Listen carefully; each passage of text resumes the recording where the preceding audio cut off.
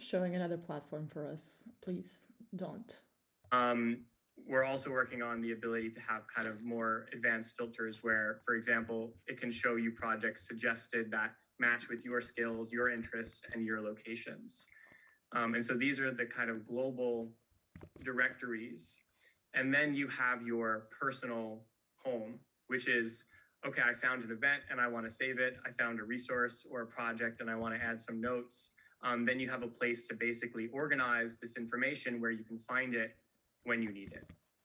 And so, yeah, the real kind of important thing behind all this is we've been working on kind of categorizing the information in a way that's semantically understandable by people. So when you are looking for, let's see, I'll go back to the projects. All of these, filters are something that a human knows how to parse and comprehend. It's not some algorithm where you don't actually know how the information is being shared with you. And so part of this is the work of developing what these ways of categorizing the information is that is not too rigid and structured, but is dynamic and flexible.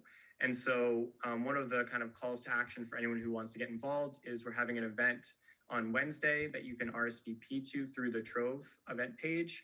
And this is going to be a discussion about categorization systems and this background behind me, which is one of the ways in which information can be organized on Trove. Our vision is pretty big.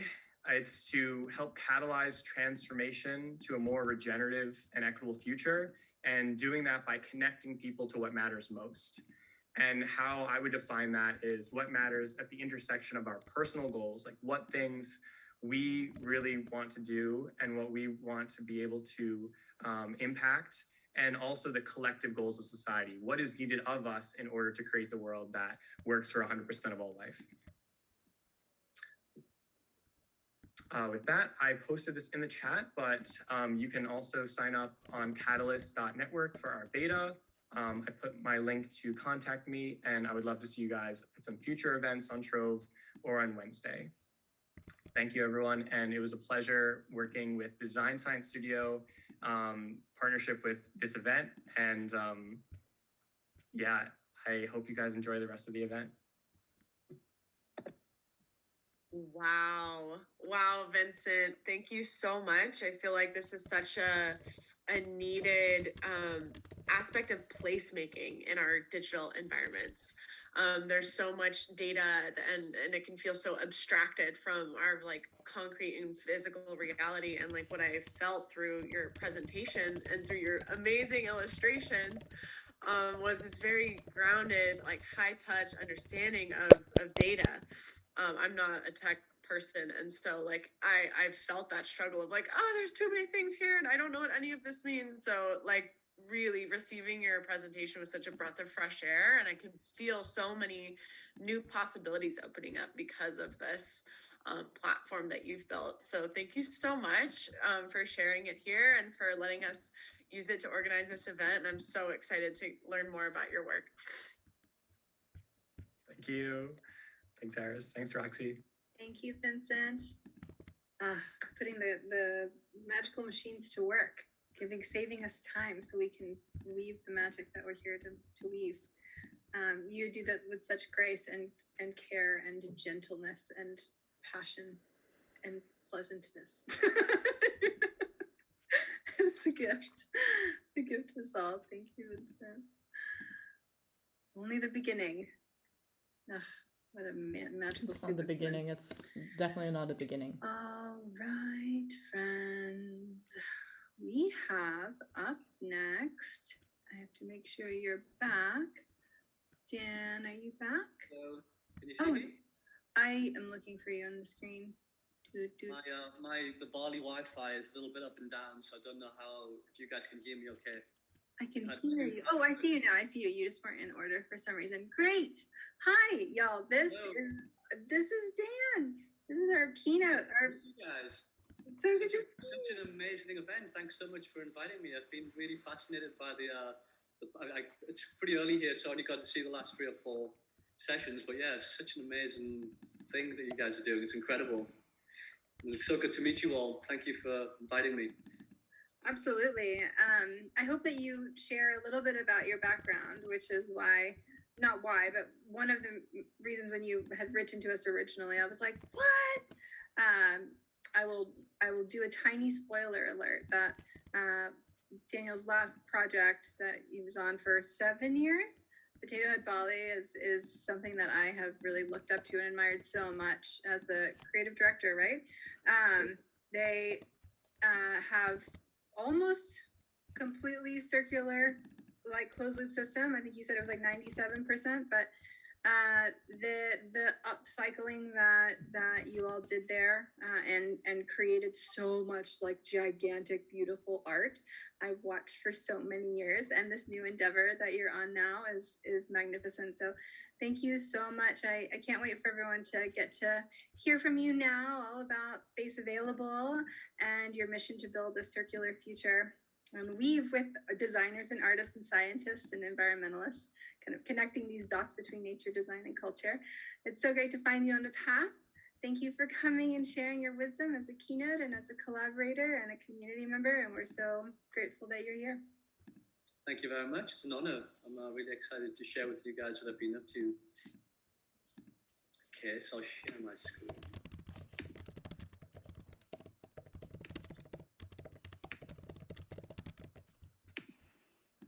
Okay, can you guys see my screen okay? Yes. Cool. So hey guys, very nice to meet you. This is a bit of a last minute keynote opportunity. So this document may be a little bit long-winded, so I'll go through as quickly as I can. But my name is Daniel Mitchell. I'm based in Bali, Indonesia. I've been here for 8 years now. And yeah, I'll give you a little bit of background into Space Available and how I sort of got up to this point. So I'm going to show you a little bit of the previous works I've been involved in, because that kind of tells a story of how I got to where we are today. And this is a project called LNCC, which we built in London in 2010. And LNCC it's very much a retail concept, which sort of blended the forms of fashion, art, music, design, and various other things. And the reason why this project is quite important to me was because not only was it my first business venture, but it was really the kind of the project which set me on the path to using waste as a resource and as a material. And that wasn't done with any sort of purposeful intention. Actually, it was by chance. And the reason was we had lots of sort of high ambitions from a design perspective of how we wanted the store to look. It had several rooms. It had tunnel entrance. It had a library, record store, art gallery, and all these different areas. But we didn't have any money, so we realized, okay, well, how can we actually do this with very little resources? And we sort of collaborated with a set designer called Gary Card, and this is where collaboration really comes into play of its importance. Gary had, like us, had lots of great ideas and lots of great skills, but his father was a builder. And by the nature of his work, he had a lot of waste materials lying around. How's this and vegan? We essentially built this 6,000 square foot store out of pretty much, I would say probably 70 to 80% complete waste materials or found materials. And what that sort of opened up was this sort of idea, well, one, it's very resourceful, financially and also for the environment, right? We're using waste.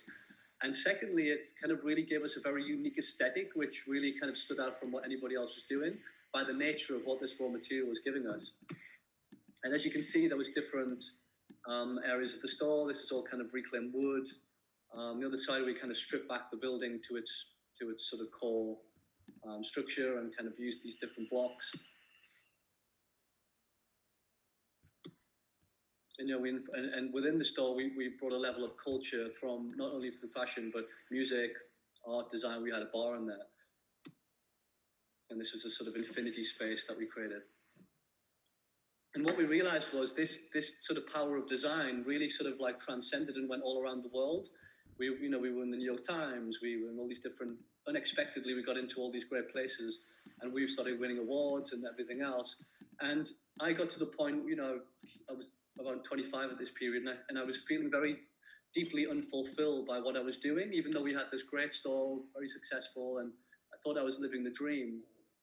And actually, as I was sort of growing as an individual, as a designer, and as a thinker, I kind of looked into what we were actually doing, and we were essentially a fashion retailer. And it was at that point I sort of started researching a lot more into the industry and realizing how destructive it was. Behind gas and oil, it was the second biggest polluter, of dyes and waste and all of these sort of things. It was tremendously bad for the environment. And that sort of got me questioning, actually, what do I want to do with my life? And I was feeling very disconnected from nature. So you I was went to living in Bali. the center of London. And I really wanted to sort of like think a bit deeper into what I was doing and how I could build a more sustainable lifestyle, not only for myself, but in my own practice. And in 2014, that led me on to moving to Bali. My wife is Indonesian, and we just had our first child, and we thought, okay, well, maybe we can go there and grow vegetables and, maybe look at sort of regenerative systems and, more than anything, really connect with nature. And I didn't really expect to get a job or anything like that. I expected just to sort of immerse myself in the local culture, potentially set up a design studio. And it took an unexpected twist where as soon as I arrived here, I ended up taking a job as a creative director for a beach club, very unexpectedly, a very, very popular beach club by the name of Potato Head. I don't know if anybody's seen this before, but in Indonesia, it's a very influential brand. It attracts almost 4,000 people per day to the venue. And, it was a place back then of, music, drinks, fun on the beach sort of thing. And when I met the CEO there, I sort of told him my vision of trying to sort of build a more regenerative, sustainable future. And he sort of suggested, well, why don't you use this brand as a bit of a platform for all of these ideas you've got? And he was thinking the same as well, a guy called Ronald Achilles, fantastic guy. And we thought, okay, well, this could actually be quite interesting because if we want to really instigate change on a big scale, this is a pretty big scale venue and it's, going global as well. So we went on a mission really of, okay, how do we sort of take this big operation and try and build a zero waste philosophy? And is that even possible when we're doing this type of scale? I mean, at that point, the brand wasn't even recycling at a minimal level, and there's no recycling facility at all in Bali either. So there was a lot of work to be done there. But we sort of set ourselves on this vision of creating a circular system that we didn't have to compromise from an experience level or from a consumer level or sort of have to downgrade, let's say, of what we were doing within the operation. And as I joined, it was very apparent, we were on the beach in Bali, and it was very apparent that there was a big, big problem. I mean, every day we were seeing trash coming up on the beach. It gets particularly bad in the rainy season. Mm-hmm. And it was just devastating. I mean, the amount of trash that was coming up on the beaches was just heartbreaking. We sort of, at that moment, sort of declared, okay, let's try and really do what we can to stop this, or to try and create some system within our venue of tackling this and creating exposure around these issues. And we went on this journey of using art and design as a vehicle for change, because we do attract a specific crowd and a cultural crowd. We rather than preaching at people and saying, okay, let's everybody finger pointing and taking on a specific role of that maybe activists could do better than us. We thought, okay, well, let's try and use design and art as a vehicle to make people stop and look around and see what's going on. And this is an example of an art installation called 5,000 Lost Souls, where we collected 5,000 flip-flops on the beaches in front of our venue in the coast of Bali. Wow. Artist Lena Klaus, and this really attracted a lot of attention. It was the main sculpture as you came into the venue, and it just got a lot of people talking, and it got a lot of good exposure, and it really led us on to creating a lot more in this sort of vein. We built a lot of infrastructure from industrial composting. We worked with all of our suppliers to ensure that what was being sent in, wasn't sent in single-use plastic, which was very challenging when you're dealing with hundreds of suppliers who, a lot of them don't really understand anything about the issues that we're facing. And there's no education here in Indonesia for people to sort of, especially the sort of local people that have, been by default living with nature. They've been, weaving basketry every day, giving offerings on the streets, and this is all done with banana leaf. And over the past 20 years, Bali has been invaded by single-use plastic, and that didn't come with any sort of like education, or no one really sort of knew it was bad. So whilst a lot of things in Bali were swept into the river and burnt. Unfortunately, generally it was organic, like leaves and that sort of thing, and that sort of over the course of the last 20 years changed to plastic.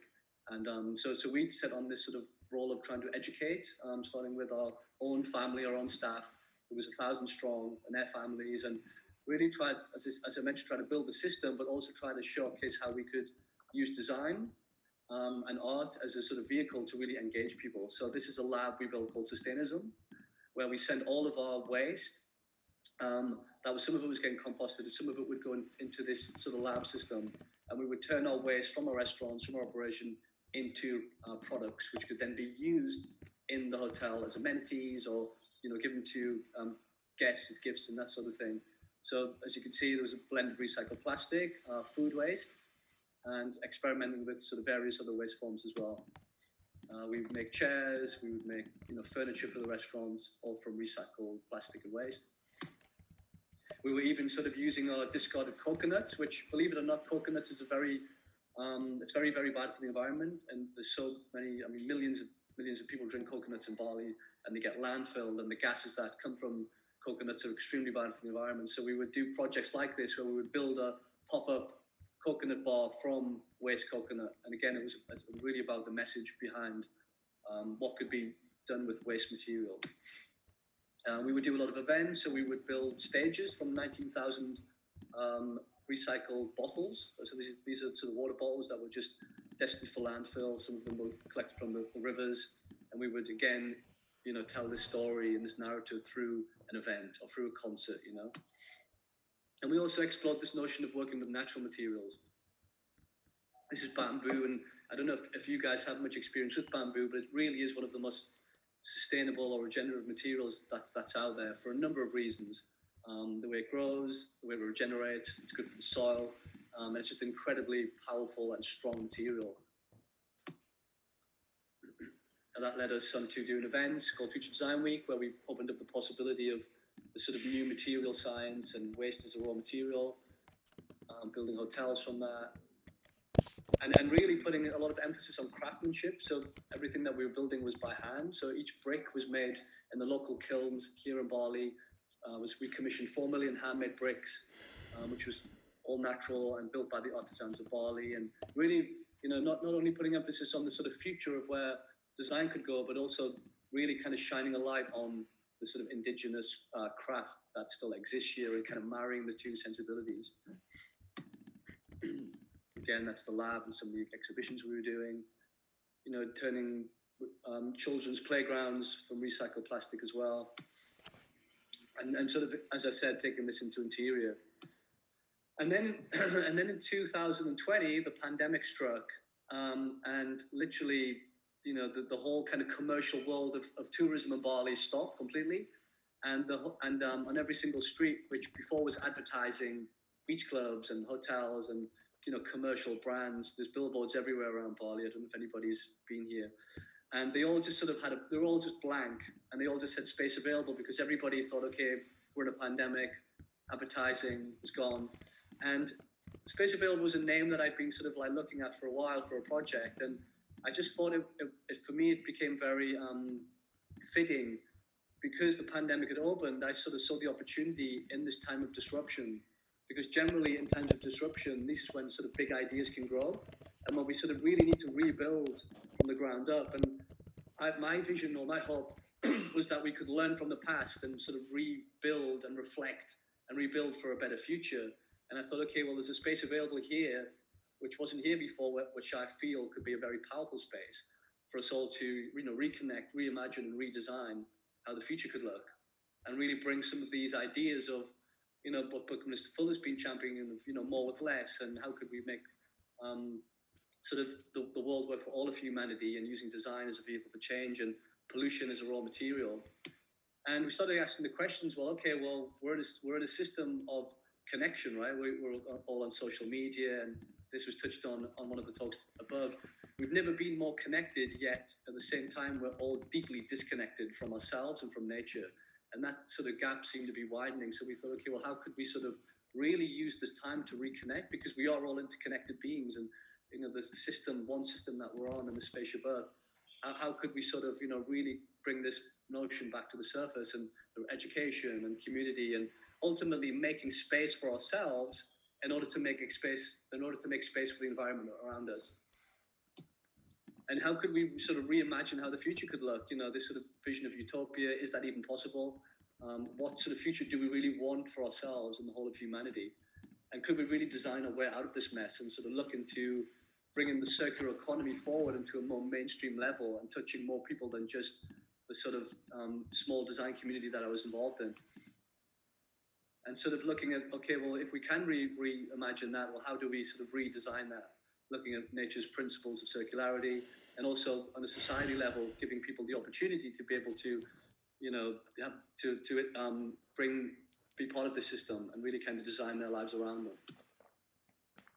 And we sort of envisaged the sort of new green world, which the R3 principles really kind of stand for. And we always go back to sort of Buckminster Fuller and sort of the vision that he taught us in terms of, the pollution is nothing but the resources we are not harvesting, and we allow them to disperse because we've been ignorant of their value. And when I look around here in Bali, but all around the world, we've just discarded all of this waste. There's plastic everywhere, there's pollution everywhere, and that is a very valuable resource which we're not using. And our kind of mission was to really kind of shine a light on this and say, okay, how could we collectively reunite and showcase that actually this sort of wasteful society that we're in is completely the wrong way of looking at it. We're sort of taking, we're making, and we're wasting.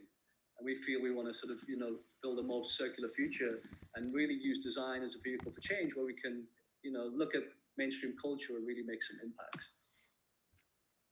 So obviously, right now we're in the linear economy, and that is the accepted economy within most industries. And obviously, we're pushing towards a more circular economy, sort of going back into the system. And Space Available, the design platform, which I'm about to show you, it literally started with this note. Back in March 2020, the pandemic hit, and I started writing notes about how this future could potentially look and sharing that on Instagram. And these notes started sort of getting traction. People were sharing them. And then from those notes, I then started sharing other things that I like in terms of, systems.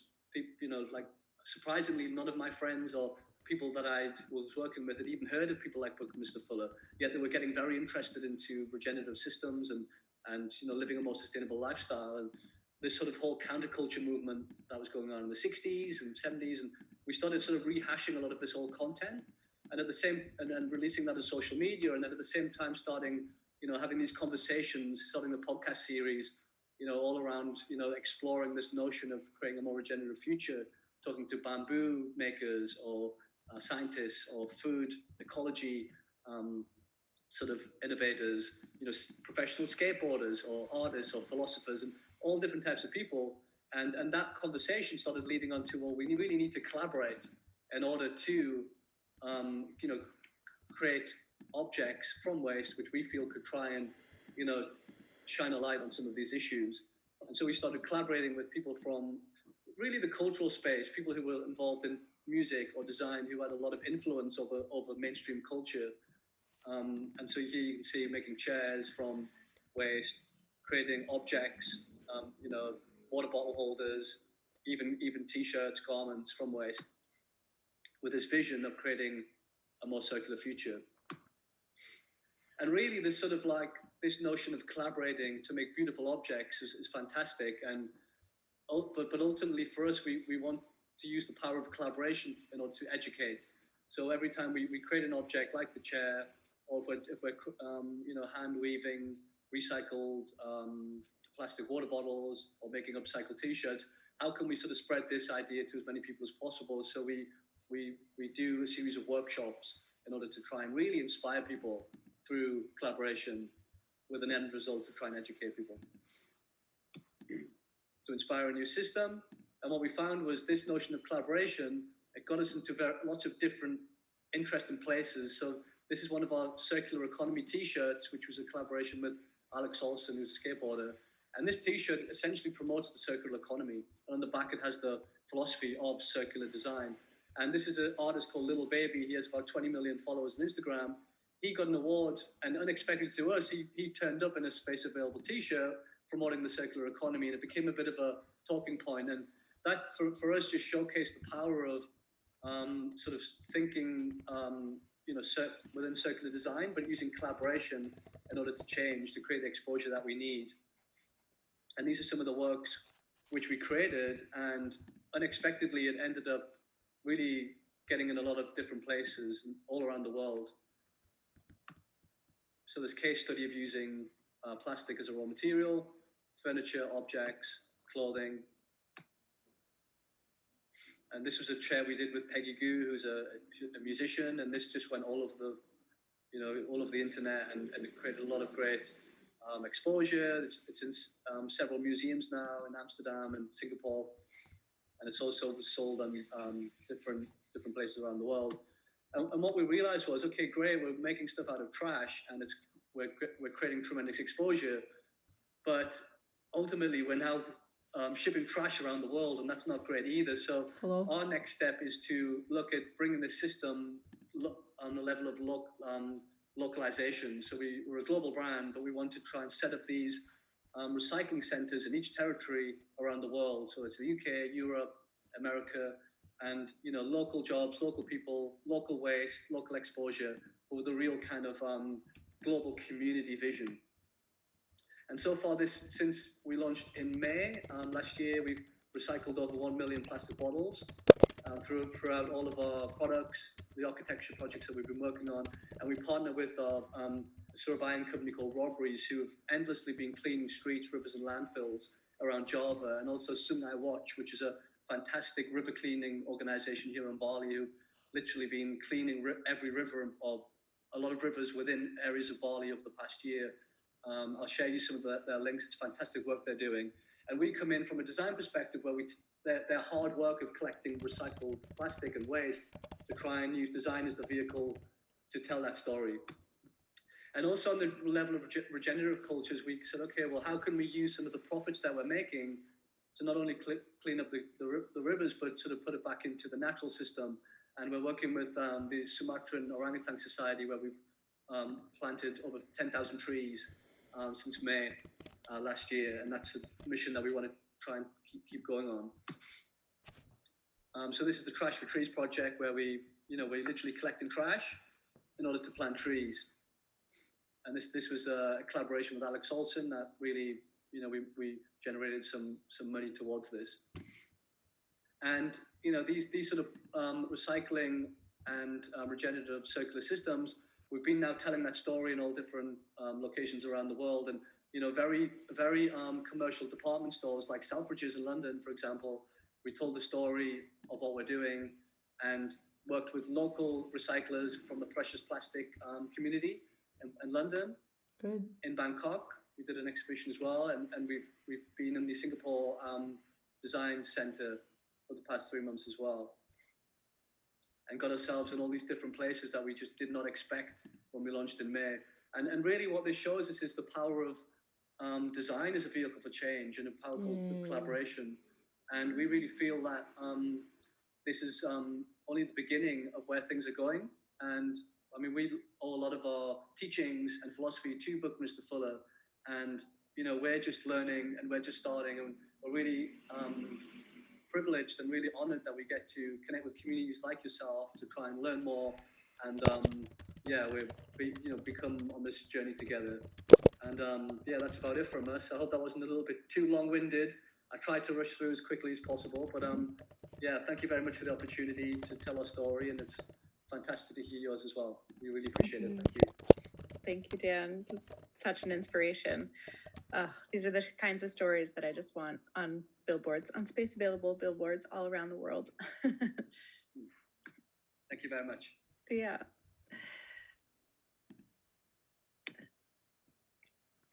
Right on. So we've got another speaker coming up. Sequoia is going to join us here. And Sequoia, yeah, there you are. I'm here. Hi. Yes, so Sequoia's son is a multidisciplinary artist who creates from the soul with her experience in evolutionary ecology, synthetic biology, and 3D studio art. She aims to bridge the gaps between material design, ecological science, and the arts. And what a act to follow up, but it's beautiful to see this weaving of all these incredible artists that are so focused on the environment and material and creative ways of weaving it all. So welcome. Thank you. Thank you. I'm just waiting for my slides to load. I've been opening way too many tabs. I feel you. Okay, got them. Wonderful. Here we go.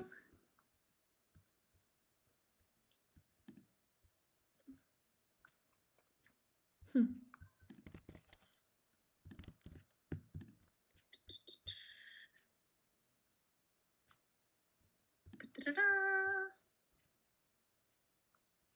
Let's see.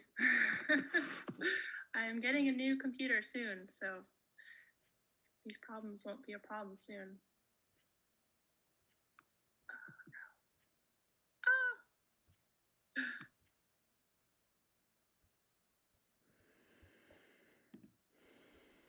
So sorry, guys. It is a tough act to follow up. It's true. I also care a lot about the circularity. But very relevant also, super relevant to what Compute, you're doing. sensors, Yes. machine learning, and software innovation.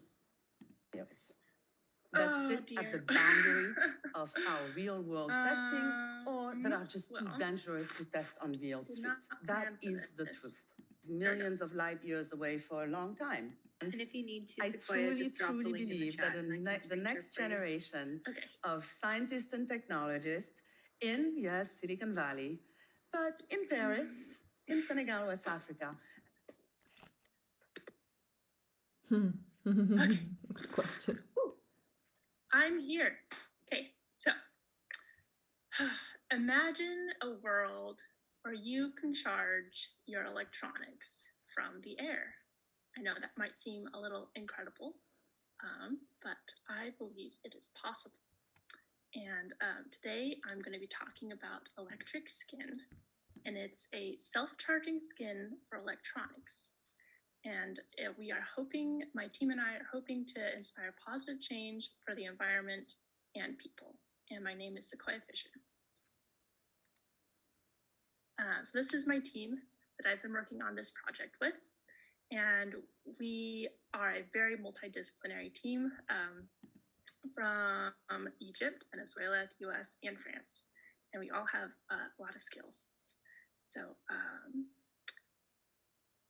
without further ado, this is what it looks like so far. So our skin has this beautiful texture, and this texture has a very important functional component. It increases the surface area of the electronic. Welcome to Trip.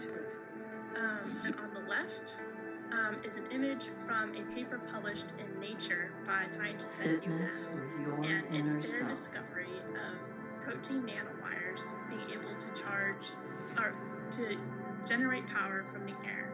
And it uses the water in the air, actually, some extra electrons in the air's humidity. And it can do it at most like ambient humidity, so a large range of humidities. It doesn't have to be the tropics. And then on the right is Geobacter sulfur reducent. And it's the actual bacteria that produces these nanowires. And it's a protein. It comes off of their bodies, and they use it to conduct current. And to, I don't think they know exactly why they do this. They're still doing more research to figure it out. But so Geobacter sulfur reducents, and it does turn out that there's others out there. It's not just Geobacter. So we're using this amazing shape because we need more surface area to connect to more air so we can generate more power. And it's modeled off of the guts villi, which also needs a huge amount of surface area to collect all of the nutrients that you're eating and consuming to absorb it into your bodies as your body's power source. So it's kind of like we're giving your electronics a gut. Trip. You'll be feeling better in no And time. to house all of these nanowires, we are going to be using regenerative materials like chitosan and alginate and sericin as a binding agent. that comes from silk. And also, we do need a small amount of gold to actually conduct current. And this is a exploded view of our application on a cell phone of electric skin. And it's the bottom layer is made out of the cut sand, and it's 3D printed into our desired shape. The middle layer are the nanowires, and we're planning on spraying them on. And the top layer is a porous alginate that will allow for air passage through its surface and down to the nanowires.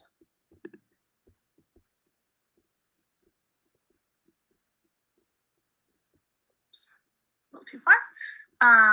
So before we actually try to make a phone or any other more complicated electronic that might take a lot more power, we were dreaming of first applying this skin to something a little more artistic.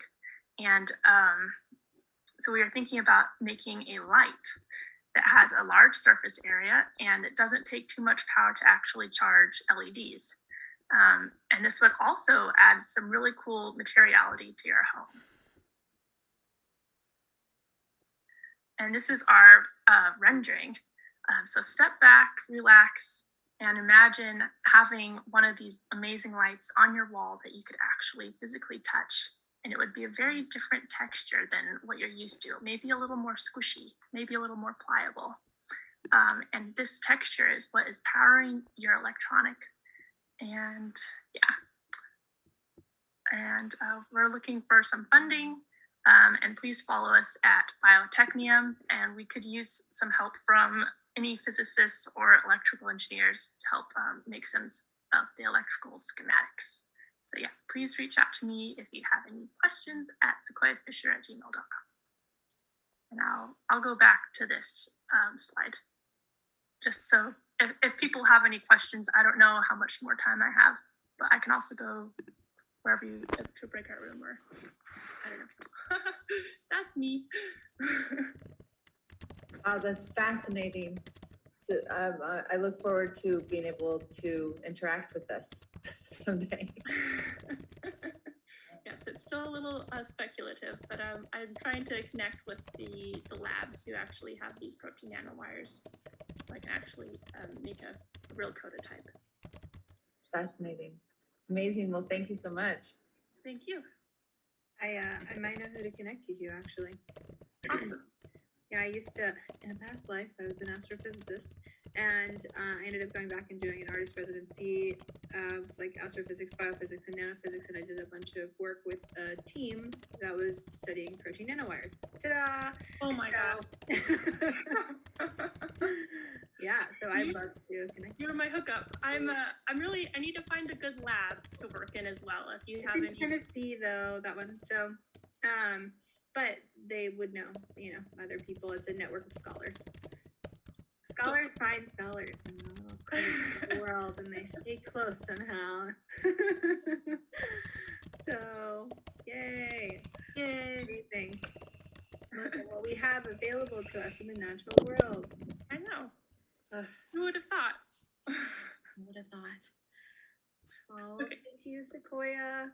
Thank you guys. Yeah, it's been great seeing everyone else's work, being able to connect with them a little more. These salons are so special.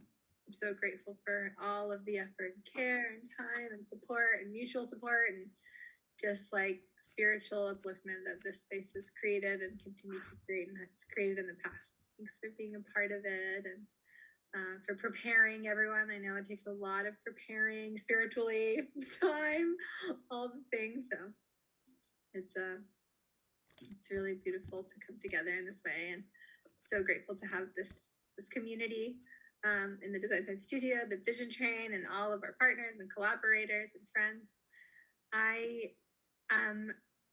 Speaking of collaborators and friends, through a collaborative friend, previous team member of the Design Science Studio, our interdisciplinarian who is now an advisor, Snip Sapaya, I was connected to Hugo Arang, who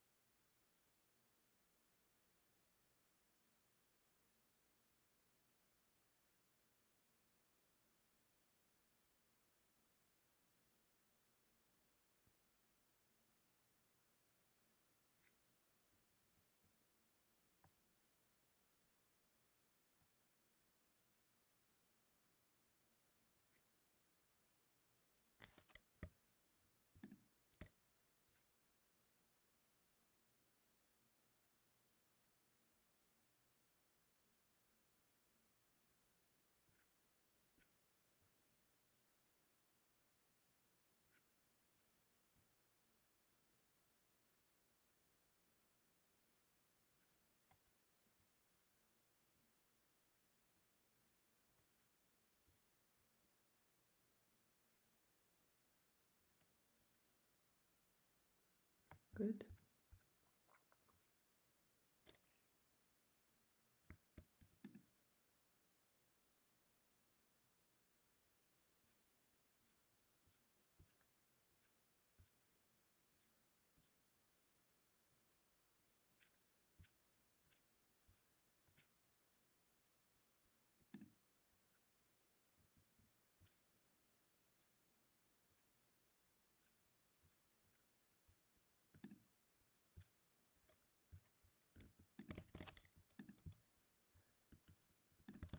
Happening everywhere.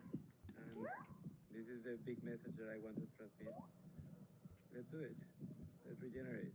Let's evolve. Thank you for being here, and I hope you enjoy this bioart.